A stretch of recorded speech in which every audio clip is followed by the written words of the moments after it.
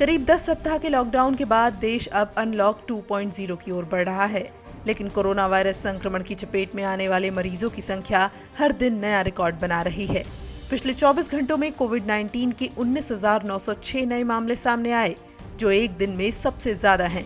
इसी के साथ अब देश में इस घातक संक्रमण से 5,28,859 लोग संक्रमित हो चुके हैं।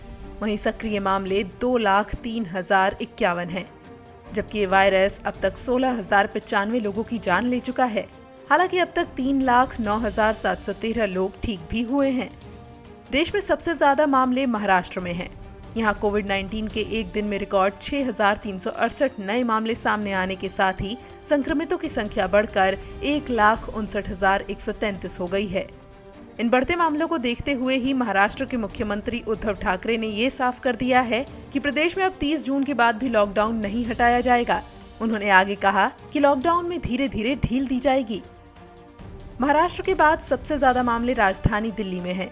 दिल्ली में कोरोना संक्रमितों की संख्या 80,000 के पार पहुंच चुकी है। हालांकि केंद्रीय गृह मंत्री अमित शाह ने कहा है कि दिल्ली में अभी कोरोना का कम्युनिटी ट्रांसमिशन नहीं हुआ है। उनका कहना है कि दिल्ली के उप मुख्यमंत्री मनीष सिसोदिया के इस बयान से डर पैदा हुआ था कि दिल्ली में जुलाई के अंत तक कोरोना संक्रमितों की संख्या 5.5 लाख के पार पहुंच जाएगी।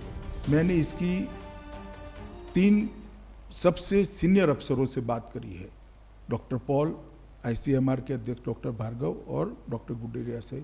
अभी ये स्थिति दिल्ली में नहीं आई है।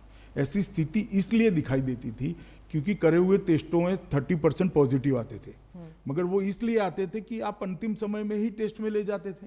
और मैंने इसकी टेक्निकल चर्चा भी की है और किसको कहा जाएगा ये भी चर्चा करी। आज दिल्ली में ऐसी स्थिति नहीं है, घबराने की जरूरत नहीं है। परंतु आज मैं सिर्फ कोविड और विशेषकर दिल्ली की कोविड की परिस्थिति के लिए बात करने के लिए आपके सामने हूं, क्योंकि विगत 2 सप्ताह में दिल्ली में बहुत सारे कदम उठाए गए हैं, कोऑर्डिनेशन भी बढ़ा है और धीरे धीरे स्थिति को हम सुधारने का प्रयास कर रहे हैं। गृह मंत्री ने इस दौरान ये भी बताया कि दिल्ली में कोरोना वायरस के प्रकोप को रोकने के लिए कई कदम उठाए गए हैं। अब यही मॉडल NCR में भी लागू किया जाएगा। शाह ने कहा कि इस बारे में वो उत्तर प्रदेश और हरियाणा के मुख्यमंत्रियों से बात करने वाले हैं। वहीं दिल्ली से सटे साइबर सिटी गुरुग्राम और फरीदाबाद जिले में 1 जुलाई से सभी शॉपिंग मॉल्स खोल दिए जाएंगे। हरियाणा सरकार ने रविवार को केंद्र सरकार की ओर से जारी मानक संचालन प्रक्रिया यानी SOP का पालन करते हुए ये कदम उठाया है। दूसरी ओर प्रधानमंत्री नरेंद्र मोदी ने रेडियो कार्यक्रम मन की बात में लोगों से एक बार फिर मास्क पहनने और सोशल डिस्टेंसिंग के नियमों का पालन करने की अपील की।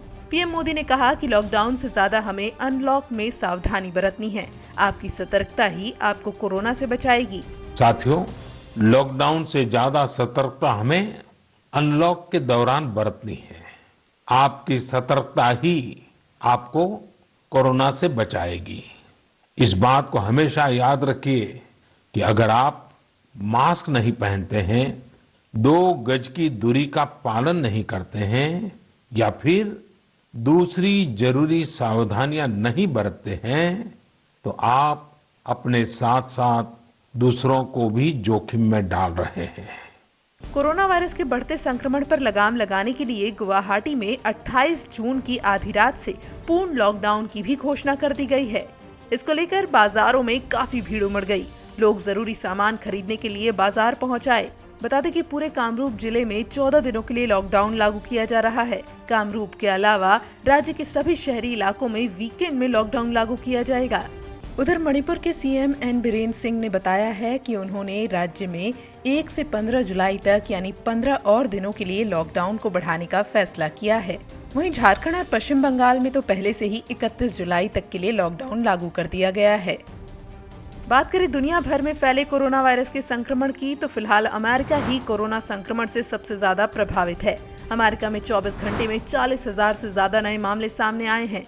यहाँ मरीजों की संख्या 25 लाख से ज्यादा हो गई है और अब तक 1,28,000 लोगों की जान जा चुकी है।